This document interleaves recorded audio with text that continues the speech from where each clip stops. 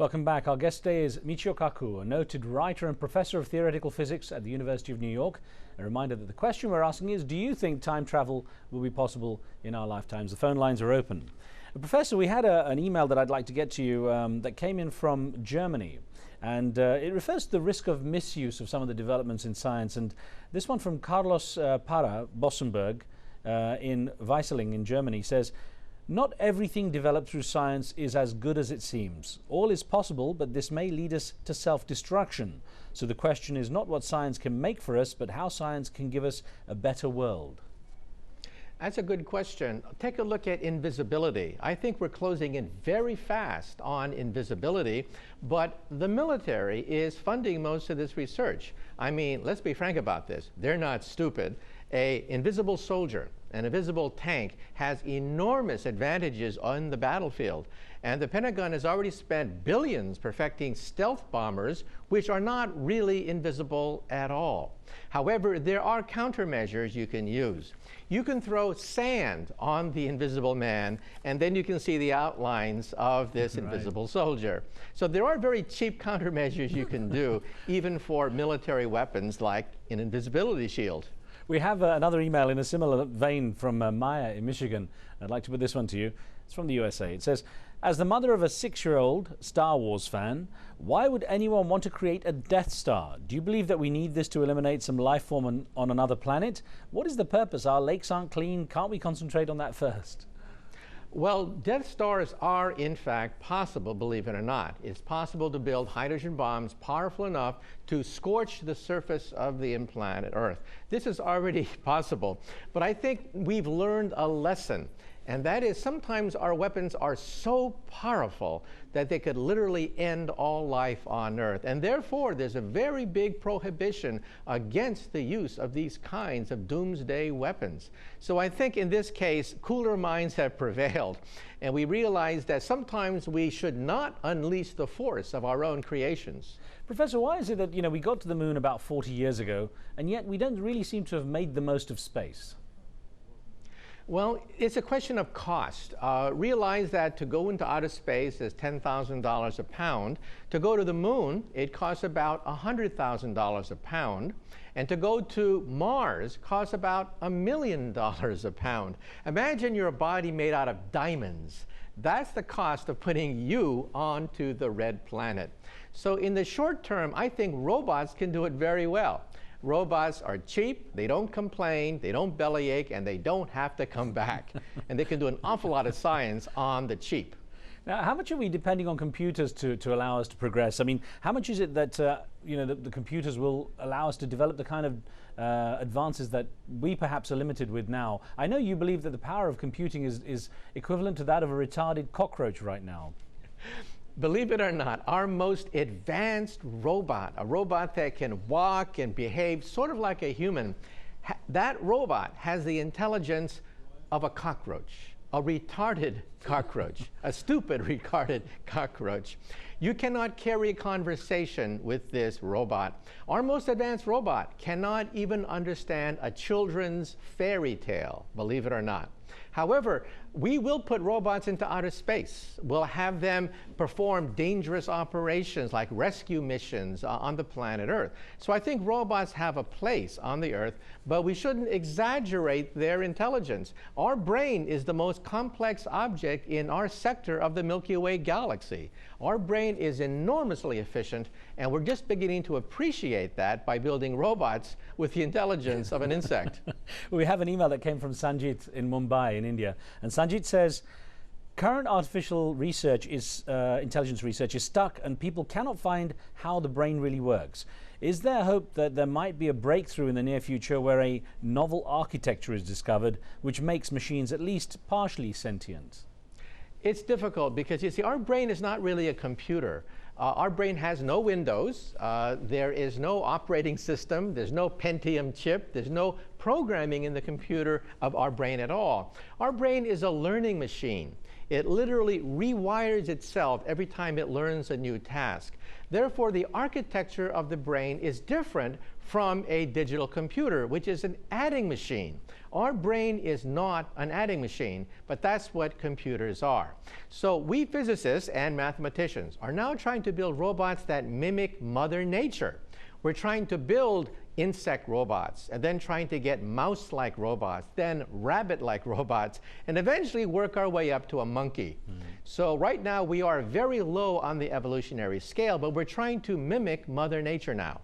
I know you feel the biggest jump will come when we have the sort of quantum computers, at least 50 years down the road, you say. Why is it that you believe those might actually become dangerous? Well, first of all, the silicon power of today, manifested in Silicon Valley, will eventually die. Silicon Valley will become a rust belt around 2020. Chips will generate so much heat and will leak electrons that they will be unusable after around 2020. And our computers will cease to be twice as powerful as the previous Christmas. So we think that we have to go to the next generation, which is quantum computers, which compute on individual atoms. However, they're very primitive. The world's record for a quantum computer calculation is 3 times 5 is 15. Not very smart. Right.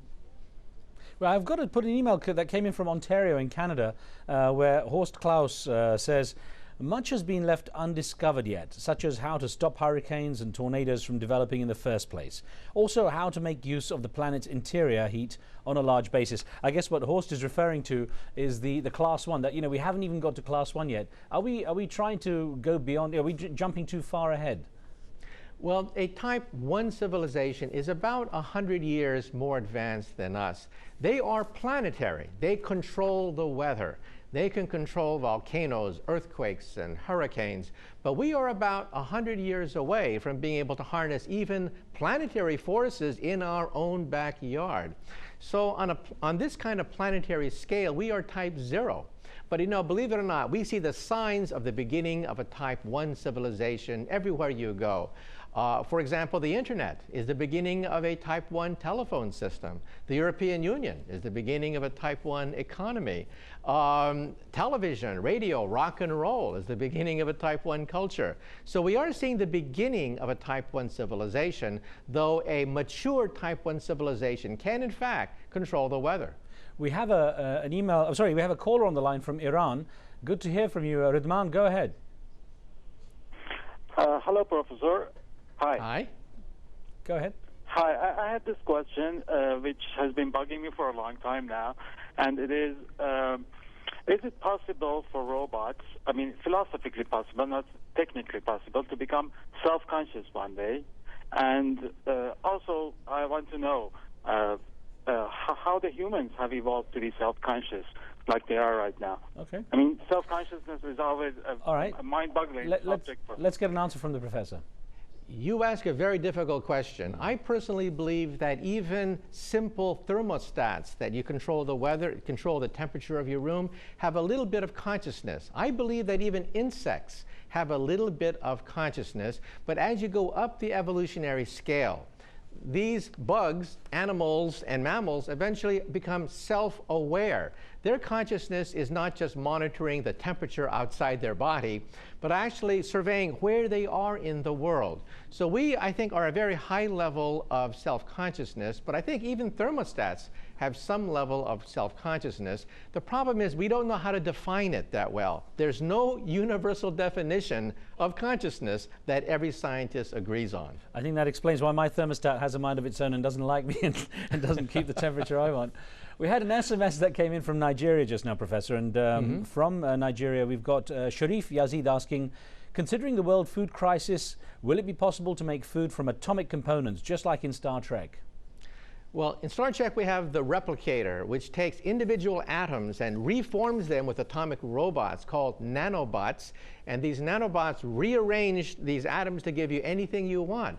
So you could take a lump of coal and make it into a diamond or anything you want. We are, of course, decades away from that. However, the next green revolution will take place with genetic modifications. We are now manufacturing super rice. super rice that could feed the hungry of the world, genetically modified crops that can flourish in a desert, use very little water, reproduce themselves very vigorously. But a replicator like in Star Trek, that is still maybe 100 years away. Well, Professor, about a minute to go, and I wonder, you know, if you're familiar with Future Shock, the work of Alvin Toffler, the futurist. A little bit. So, well, he says that, you know, as humans, we're not necessarily that well mentally adjusted with the idea of the rate we're progressing it with. That's the human mind almost isn't able to cope with the kind of progress we're making. What's your view on that? That's right. Our brain hasn't really changed in 100,000 years when modern humans that look just like us emerged out of Africa. We still have the same foibles, personality quirks, prejudices that our ancestors had 100,000 years ago. The difference is we now have nuclear weapons and rocket ships. So the danger is that we're not as smart, but we have a lot more at our disposal, I guess. That's right. We have a caveman brain with space-age weapons. Well, Professor, it's a real pleasure to talk with you. I hope the next time we talk, maybe some of these advances will be there for us to discuss on hand as well. Thank you for being with us. Okay, anytime. Thank you, sir. And thank you for being with us with your questions. On tomorrow's show, we look at the terminology of terror and how a new US government approach is stirring controversy. We'll see you next time.